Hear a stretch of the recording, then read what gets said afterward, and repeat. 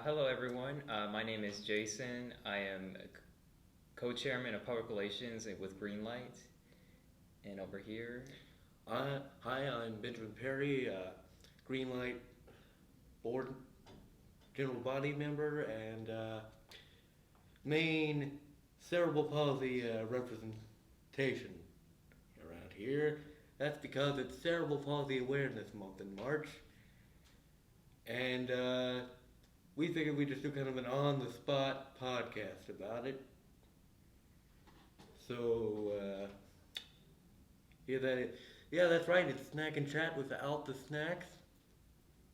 That's that's gonna do great for our branding.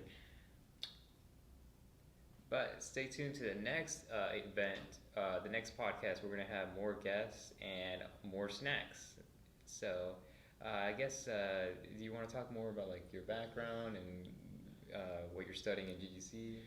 Uh, yeah, I'm a cinema media arts major in the production and design uh, category of it, and I think my main goal with the whole getting into film is seeing more people like me with cerebral palsy. Don't know if you can notice the walker here, just on screen, behind the scenes, all sorts of aspects in film, because I feel like sometimes when you see cerebral palsy on screen, it's like one section. It's like the most severe type. It's it's one section of the spectrum where there's like all sorts of types. I'm more of a less severe type. Really, the only thing that I have is occasional spasms, and I can't walk this walker, and I wear braces in my legs, and so I don't see many of my type of cerebral palsy or really represented. It's always usually the more severe type, and they're always not necessarily up and doing things. It's very stereotypical. So, what changes do you look forward to in the film industry? I mean, I think my main goal is maybe I'm also really big into animation, and so maybe I have been glad to see that a lot of animation is becoming better and more accepted as an actual medium, which is great because it allows you to do a lot of things that typical live action films, there are a lot of limitations there, and I would like to see a lot of more creative people actually get the ability to do more of what they want instead of what the executives of certain entertainment corporations want. So hopefully there's a lot more collaboration between the two. So with film, what kind of things do you want to start on? Do you like start like is there a club or anything you want to start here at GGC? I mean, I've always, well, maybe not with film, I've always wanted to kind of start an esports group around here because even though surprisingly a lot of college esports organizations aren't necessarily the greatest uh, in terms of they're really out there for the money.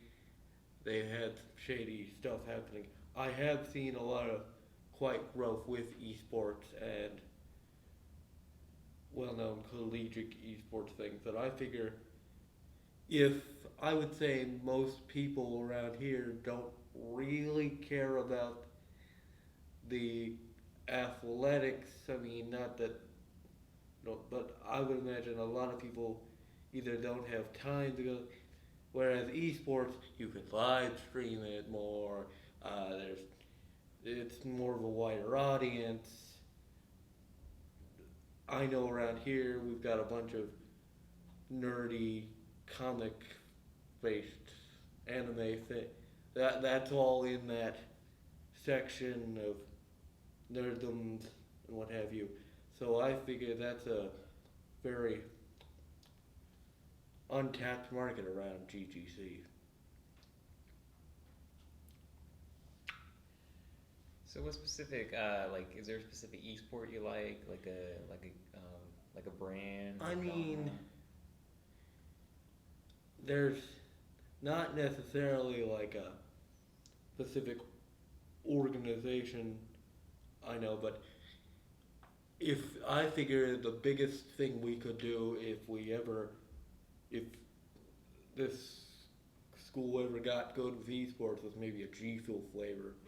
I'm thinking Grizzly Green Apple or something like, or some energy drink, merchandise and licensing and what have you. But I just haven't really had the time or much people that want to do it. I mean, I know that there's probably a lot. So if you happen to want to start an esports group and know much more about marketing than I do and how to set that up, I would talk. So do you have like a specific goal or like a deadline like before you graduate or is this like a legacy you want to leave at GGC? I mean,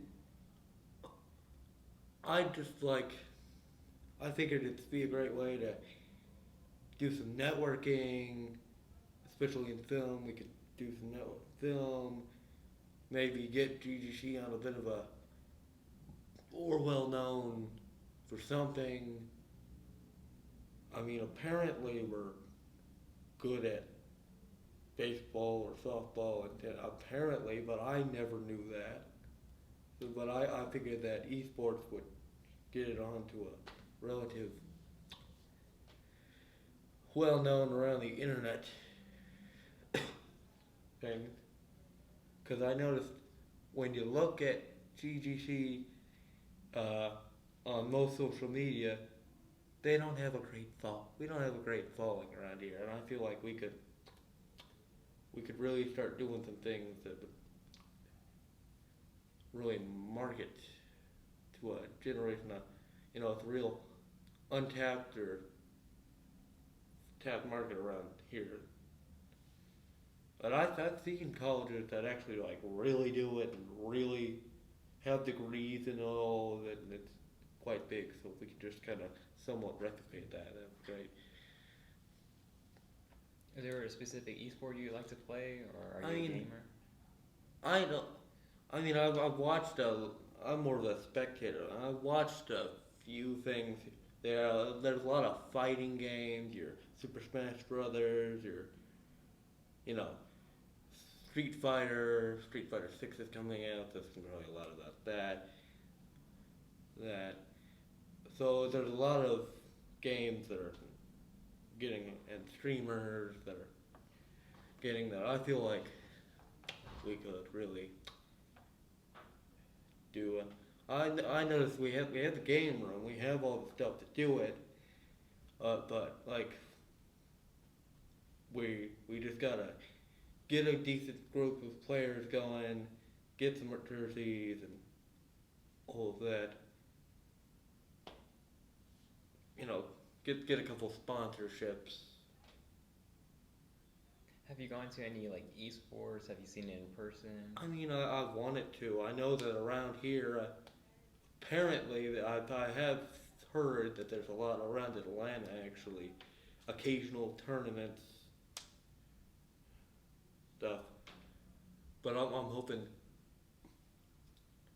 that also seems like another part of another industry that could have a lot of disability accessibility that I've sort of started to see.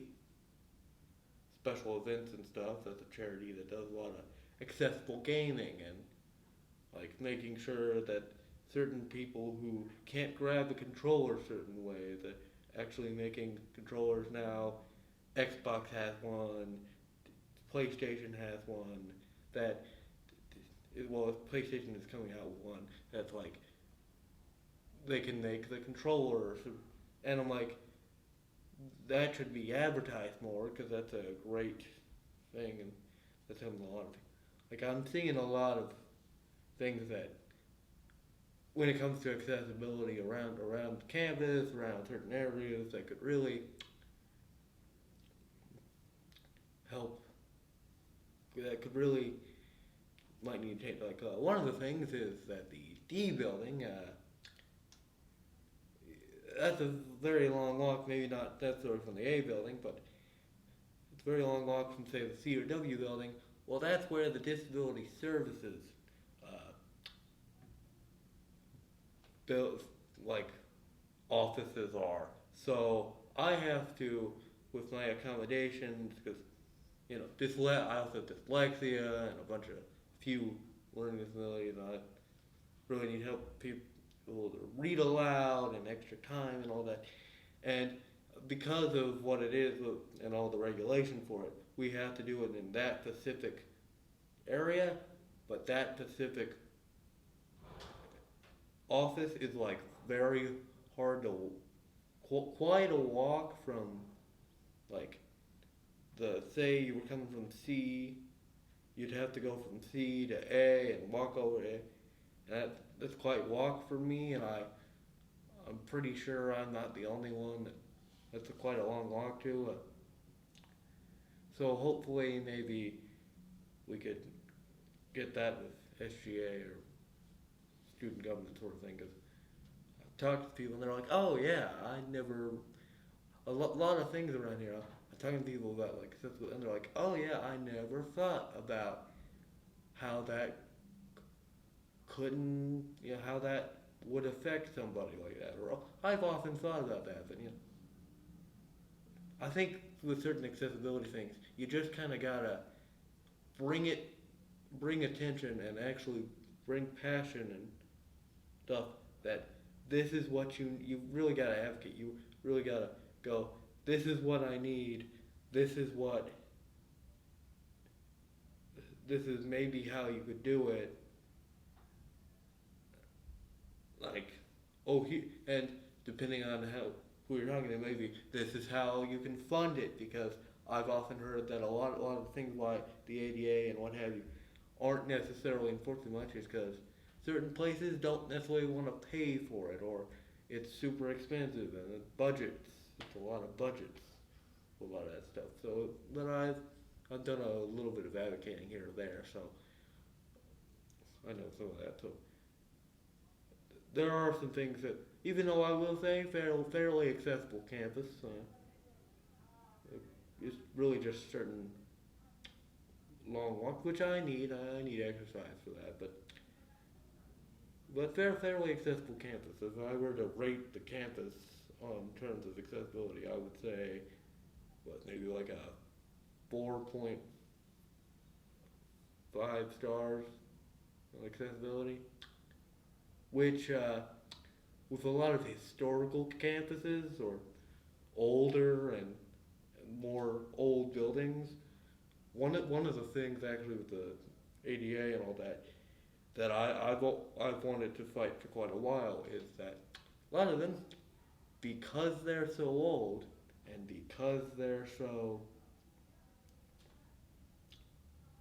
old, because they're like historical and they're old buildings, they get grandfathered in that they don't have to be as accessible as they probably should be. And I'm like, but all you'd have to do is like maybe put a ramp in an area that wouldn't have. And I mean, there's people that go out and literally tell you what kind of accessibility you need. Accessibility consultants. I've actually kind of figured about possibly being one of those. Go out to certain businesses and a lot of businesses, and like you could just make accessible. Because I'm like, I went to Washington D.C. like a couple years ago, quite a time ago, for like just like see the Smithsonian and all the museums, and I mean the metro system elevators were down, so I had to go on the escalator. And if you want to hear me say more curse words than I've ever said in my life, you put me on an escalator. Because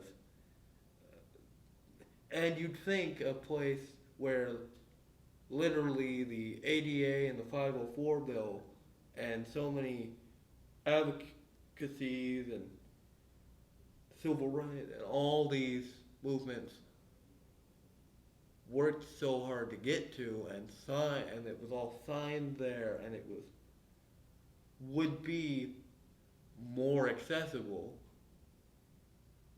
and yet they're not as accessible as they should be, because either they're so old or nobody thinks about these things, or if they do, it's probably budgetary concerns. So that's one of my goals, is showing accessibility on film sets. Is just now kind of starting to be thought of.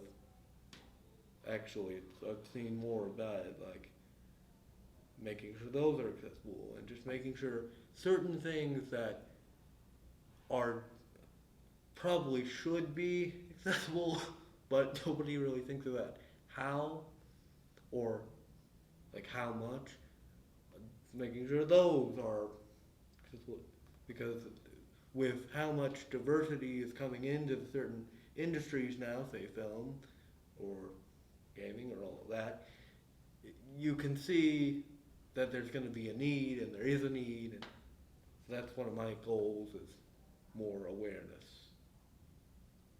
Do you feel like society has ignored people with cerebral palsy? Like you feel like with film and campuses, like you feel like whenever you want to voice something, or like they don't, like you know how people say we want to live in a more diverse and inclusive world. Do you feel like those changes are starting? Yeah, I feel like we're when it comes to like, if you look at in film, like you look at like all the LGBT stuff and all these other more black representation, like that's all great, all, and that's fantastic. But it's like, I feel like when it comes to disability, it is changing. But I still like, in certain things, it's still like, hey, all we gotta do is put a dude in a wheelchair, and all the disability stuff is like, oh, 90s wheelchair kid, and there's our disabled. Or I'll notice a lot with a lot of mental disabilities, it's very stereotypical of like, oh look, they've got autism, but they're smart, and they're a doctor, and it's the good doctor, and let's run it for. And I'm like, and that's good and all, but that's like still one note, very stereotypical. And I feel like certain groups' representation is kind of changing, and I feel like maybe certain disabilities stuff should change along with that. So going into the film industry, is there anything you're worried about? Like do you have to, like, do you feel like they're gonna have the accommodations that you need? Or? Yeah, well, that's what I mean. Luckily, that kind of accessibility with film sets is, I've I'll probably end up doing a lot of self, and maybe even if I can swing it, a couple, real corporate sort of advocacy, because these are things people probably would want to change, but they're just not aware of it, and so I have to bring awareness to it. But that's one of the goals. I've always kind of advocated for a lot of behind the scenes work in film with disabilities, because I feel like that doesn't get, like, you don't see a person with cerebral palsy on the Disney executive board. I would love to be that guy, or like a famous director with palsy. I mean, maybe the one, but I don't know. Like, I don't see like me or anything in a Marvel movie or getting an Oscar. I mean, it's changing. What was last year's, or like 2021, that Coda movie. Like, like, but I feel like we could see a lot better stuff with that in film and other things too. So is your goal to be like the one to make the changes for? Well, one of I do feel like maybe a lot of the also a lot of the stuff is a lot of older people. I feel like maybe we could give some young, new, fresh ideas on certain things. And do you know anybody else with cerebral palsy? Oh well, there's tons of people. Not, I don't necessarily know many around here, but uh, it, that cerebral palsy organization, they do great work. Well, foundation, did great work. Surprisingly, there's a couple like influence things. That Zach Enner guy, if you've managed to round has a book. I would like to see more influencers with cerebral palsy because I've seen a lot of influencing and content creation with that, and that's a booming market. So, but we're around. Just I think I also think what with the walker and certain things, people don't seem to. Sometimes will be like, oh, like leave them alone. Like we're not necessarily the greatest at. Like I'm not necessarily the greatest with.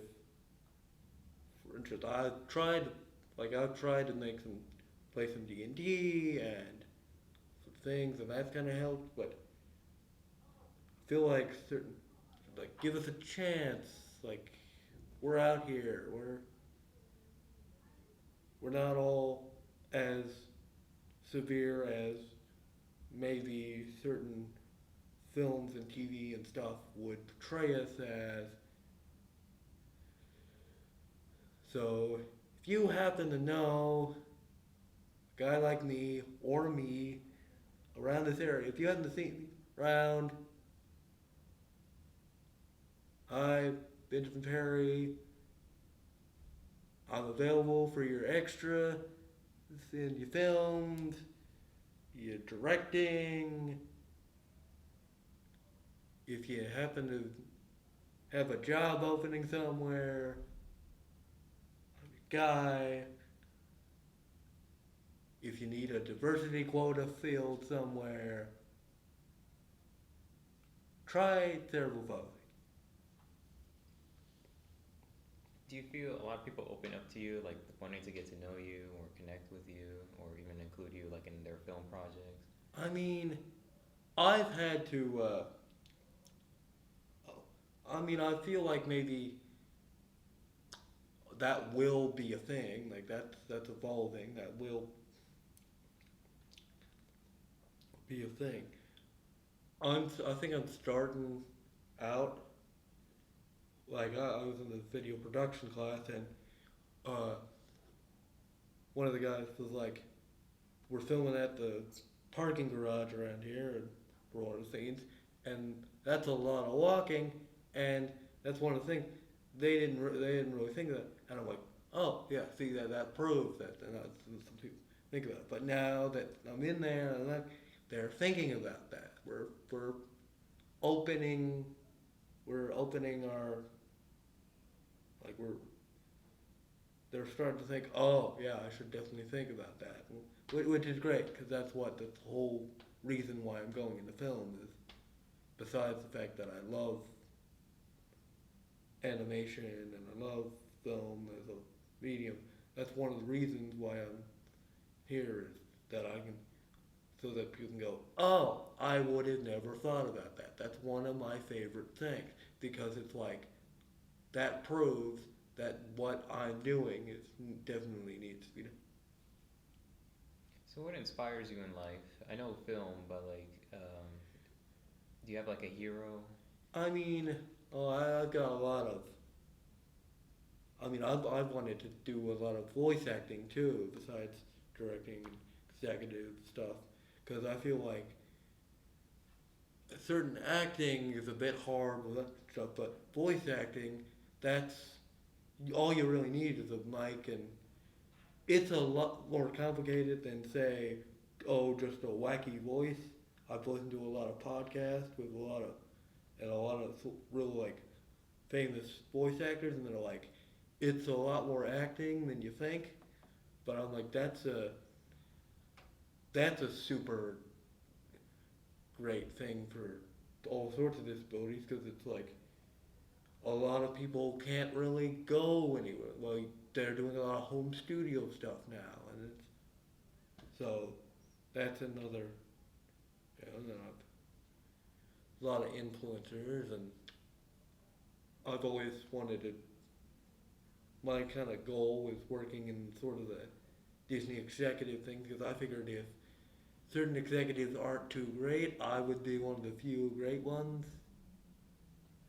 Like, or that they don't care about create. I would like just that kind of creative energy and entertainment, like that's really starting to take place. I feel like I could be part of that. So, at what point in your life you started to get the inspiration to go into film? I mean, I honestly probably see. I was never much of the athletic type, so and I'm not necessarily the smartest guy. So I figured, so that just led me to watching a lot of TV and and just consuming a lot of media. And so I figured if there's certain thing, if somebody can make an entire TV show with a lot of wacky jokes and things that with my kind of sense of humor, like I could definitely, I could definitely do that. It just seems like the most accessible, or at least room for growth with accessibility that I could see. Because I noticed that's where you see the most change in people's opinions and perceptions of all sorts of disability, all sorts of diverse. That's where you see people starting to go, oh yeah, like like that character or like that character. Whereas like most people probably wouldn't even know, like most political people or really want to vote or do, but people really are passionate about the TV, the streaming shows, the series they watch, the influencers they subscribe to, and they like that's where people's passions are real. People are really passionate about, and I figured that's also a place where there's a lot of money. So that's one of the things is if you can swing it right. I mean, that's pretty. So I just figured that's gonna be where most people are going to be willing to interact with people like me and all sorts of the whole spectrum of disability. And do you have experience doing voice acting, or? I mean, I've always wanted to do it. I've listened to quite